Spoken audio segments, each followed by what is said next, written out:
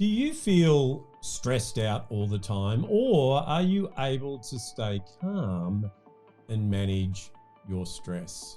Well, stick with me in this episode because I'm going to show you exactly what you need to do so that you can reduce conflict, reduce stress, and feel greater throughout your day.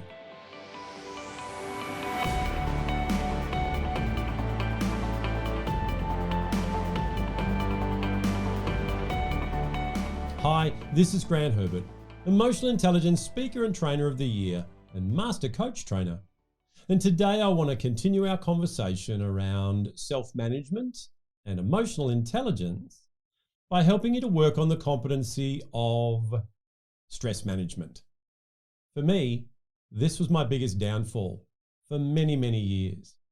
I could never relax. I always felt on and stressed.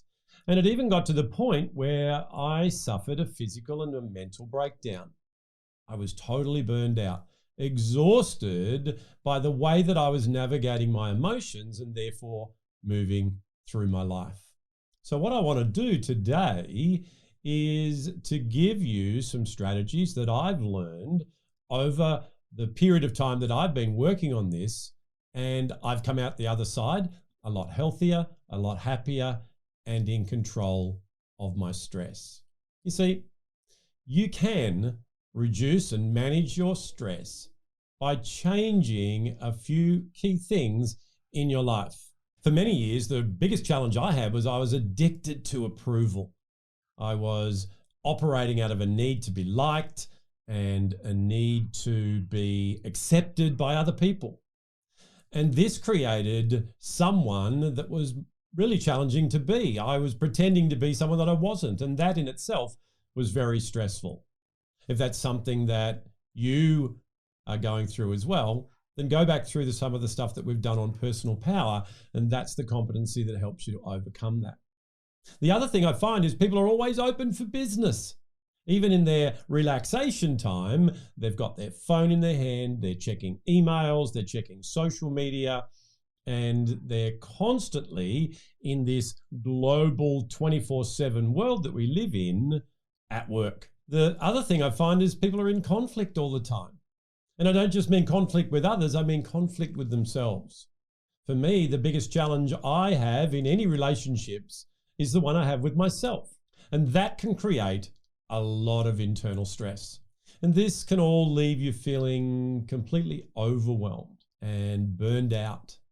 And it has chronic implications with your health. I know firsthand the effects of stress.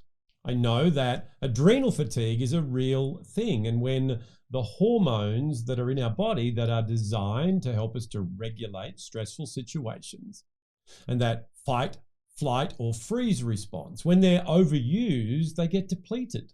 And then when we need them, we're not able to have them in the reserve that we want. And this was my case. And I went through many years of bad health because of poorly managed stress. But it doesn't have to be that way. When you change a few things in your life, when you develop your emotional intelligence, when you learn to navigate your emotions well, you can go from being worried about what other people think to self-acceptance. You can start exercising some self-care and some self-control. We talked about behavioral self-control last week. So go back and go through that if you haven't already done so. And you can rediscover your authenticity. Get back to who it is that you really are. And what I love about that is it gives you abundant energy. You feel healthier, you feel happier. So to do this, there is a two-step process that I want to take you through and then give you some principles that you need to apply to go through that process. When you employ this process, you will not only be able to manage your stress, you will reduce the amount of stress that you go through as well. Number one is identify your stress triggers. There are many things that we navigate, that we go through in our life that could cause undue stress.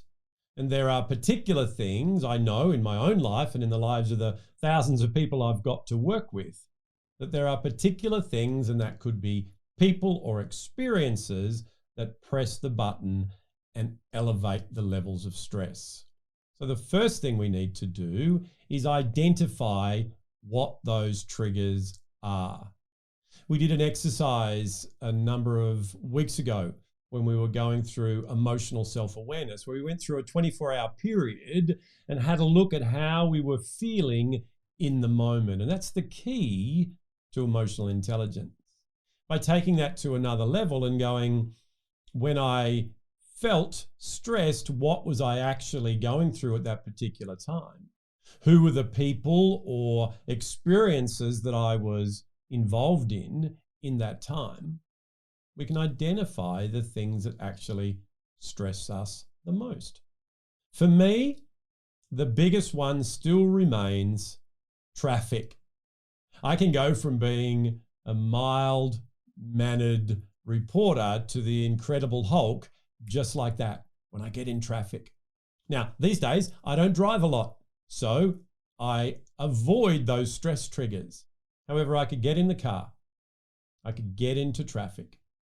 And what I made that mean was that I'm going to be late. And then being late was going to mean that I was going to let someone down. And because I was looking for that approval from that person or people in general, that allowed me to change my thoughts and to take me down an unhealthy path of an internal dialogue that led me to feel really, really stressed. And then I would behave in a way that would not make it any better. It was, in fact, make it worse. Have you ever raised your voice to someone 3 cars in front of you? They can't hear you, but you get it out of yourself when the light changes and they don't move quickly enough.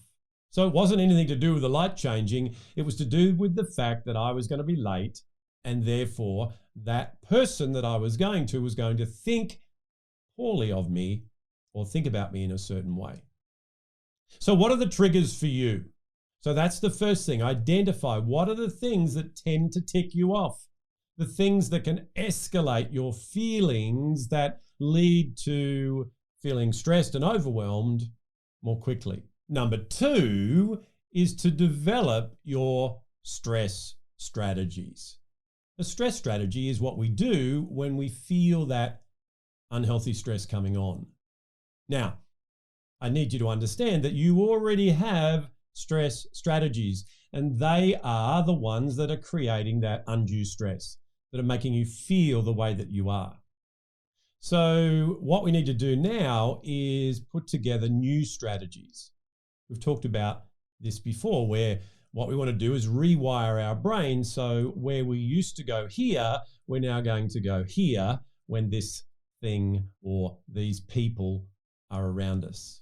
So to be able to develop these strategies, there are 5 things I want you to consider so that you can then get yourself in a position to be able to exercise more healthy strategies as you navigate stressful situations. The first thing is to escape the performance trap, to get rid of that addiction to approval, to go from performing to get acceptance from others, which when we don't get it erodes our identity, to a position of self-approval. The second is to understand your brain wiring, to do a behavioral style inventory that allows you to understand what things actually energetically deplete you, what things are outside your natural comfort zone, and to be able to limit those and to work on our ability to work in those areas. The third thing is to continue to develop your emotional intelligence.